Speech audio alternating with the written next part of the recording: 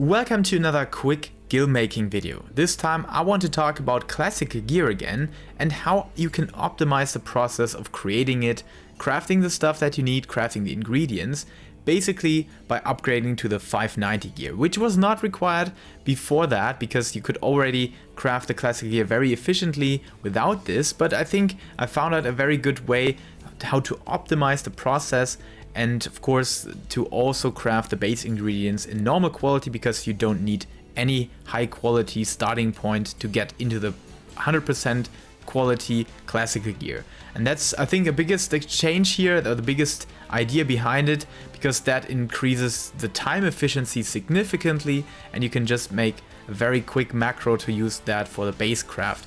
But more to that in a minute. Yeah, sorry for my English. I will try my best to do this in one shot without many cuts or anything like that. Just a quick info video. There will be more edited content on the weekend, so stay tuned for that. But yeah, for now, let's talk about Gil-making, shall we? So first thing I mentioned, or I figured out, is that there are very crazy differences for the prices on the base ingredients. So for those of you that don't know, each of these classical items, no matter which you craft, it might be a weapon, an armor piece, accessories, whatever you might find here, all of these require base materials. And of course, if you're a carpenter, for example, it always requires the Mampisang lumber, which is the connected base ingredient that you need for crafting any classical gear here. So all the tier sets or all the gear sets that you can find in your master recipes book will have a connected base ingredients, but they don't only cost the base ingredient of the job that you're having right now, that you're crafting this stuff with, but also the job that kind of fits the idea of the job that's the item used for. For example, a classic spear will also use lunar adamantite ingot, which is, I think, a blacksmith or armorer material, and of course it has a metal hat or metal pike, whatever, end of the spear that is used to make made out of metal or steel. So yeah, you need this as well, but you always also need the grade 6 alkahest depending on the job that you're choosing. For example, Dragoon is a strength based job, so you need a grade 6 strength alkahest, which can be crafted as the alchemist job. But the biggest thing here, or the easiest thing here, is that alchemy is really not a big deal. You can just simply craft all of this because we now have better gear in normal quality, so you don't have to craft these all in high quality. The big reason why I chose the carpenter, for example, is that crafting Mampisang lumber is way more cheaper now than any of the other materials. For example, like gold and silk is 3 or 4 times more expensive. So taking this as the base, you can craft very, very efficiently here. The reason why being efficient is the big deal is because the prices of classic gear have dropped, like I said. But if you look it up, it's not that bad. So for example, if you go for the cavalry bow, it's not that bad. So we're still talking about 80,000. If you can sell this, of course, the demand is not very high anymore, but I think for weapons it's better than on the other stuff because of how you can exchange that easily against the augmented version in the last 6.1 patch where this had been introduced. So yeah, it's a very, very solid option to do that. So for example, Mampisang lumber, even if you just buy it for not the base stuff here, but the ingredient itself already, which you should definitely craft yourself. But even if you just buy this here, simply straight from the market board, it's 6,000 for the cavalry bow. Then you have the rhodium, which is, I think, a bit more expensive because the demand is a bit higher. No, it's okay, it's actually also fine. So we have around 10k for the base ingredients, which are the most expensive part of this craft. So then we can also check the grade 6 dexterity here. Oh, sorry, that's des, not dexterity. And as you can see, that's also very cheap, but also you can craft this very efficiently because every craft grants you 3 of these per piece or per craft. Then we also have the endstone, ether sand. Sorry guys, will take a while here. Endstone, ether sand, and that's also not much. So let's talk about maybe 2,000 for these. Then we have integral lumber. which is a bit more, but also not too much. So we're basically talking about 12 to 13,000 just for the materials if you would be so crazy and buy all the stuff from the market board. But if you go even further and go to the Mampisang lumber and just try to craft this for yourself, Mampi, I think that should be fine. The log doesn't cost anything. You can just stockpile this without any expenditure. Then you go for the Tefnarian. Oh god, I hate this word, by the way. Tefnarian horsetail. Yeah. Here we go. Which, of course, you can see that you're not getting too much here. I would say about 1k per craft. But yeah, it does make a difference. So, for example, if you need 3 of this for the cavalry bow, you're saving 1k per Mampisang lumber. That's not too bad. So if you just buy this out and craft it for yourself, it's the way to go here, in my opinion. The reason why we're doing this is we're efficient now. If you would spend the old time and you also have to use your medicine and your meal here, if you would save that, or if you would use that, it would increase the prices and your time investment even further, significantly. That's the reason why we are talking about this with better gear now and why this is important. So for example, I just want this in very base quality. I click on synthesize. I don't need any buff food here, just fine with what I got, and I think that's actually, you just need the base requirements, and then you use a macro like this. This is, I think, the fastest and easiest macro of just getting the base craft and progress bar filled very quickly. Yeah, let me know if you think this could be even improved, even though this is just a 4 skill button or skill button macro. It's kind of efficient, but yeah, let me know if you know a better version or if you have some ideas to improve it. But it's way better than what we had before when we wanted this in high quality. For example, this would look like this one, and I calculated it already.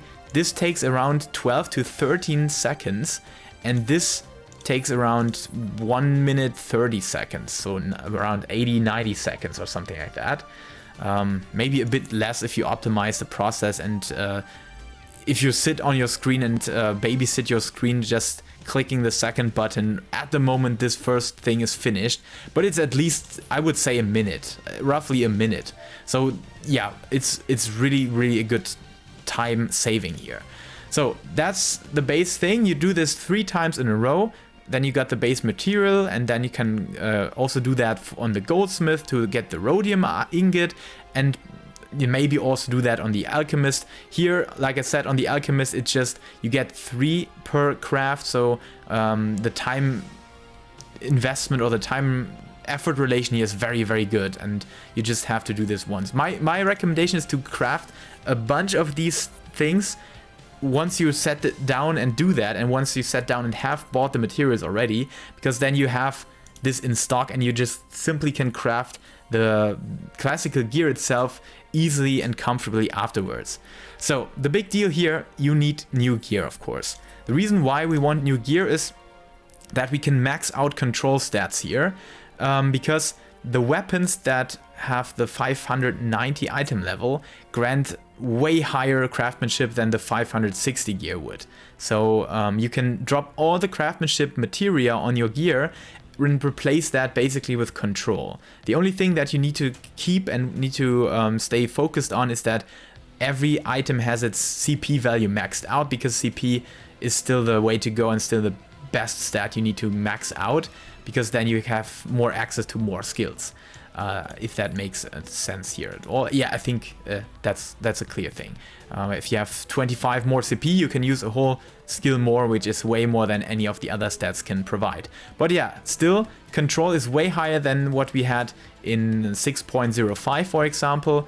And this allows us to craft the classical cavalry bow, for example, but you still, for this craft, you still need the medicine and the meal, which is the Cunning Craftsman's Draught in high quality, and the Tsai-Tu Vunu in high quality as well.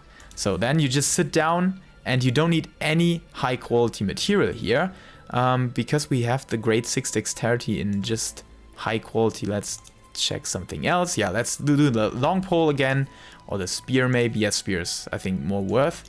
So sit down and then you just use the macro that you can also find in the description. Like always when I'm talking about macros, you will always be sure that you can find these in the description. So we have a version for the specialist, which is just the ending or the completion is different. This is the specialist version and this is the non-specialist version, but the big thing is you don't need the specialist version actually, because yeah, the non-specialist version is sufficient enough and you always get 100% quality. There's no random or RNG thing in this, except you're getting a bad condition on your Bile-God's Blessing, like always. You can set this off by using, yeah, tricks of the trade. You can put the tricks of the trade into the macro so that you're safe on not getting a bad condition on your Bile-God's Blessing. But yeah, it's really not needed. Sometimes you just have to bite the bullet, and it's not a big deal. Like I said, you can always sell the normal quality version for half the price. Nobody will undercut that with a high quality version, or most reasonable people won't do that, but also the buyers will still buy it for maybe just getting certain item level requirements for getting into content, and they also can make that use of that to trade it against the augmented version of the classical gear. So we're starting with the first macro here, which is basically this one, and it's the simple macro that you know.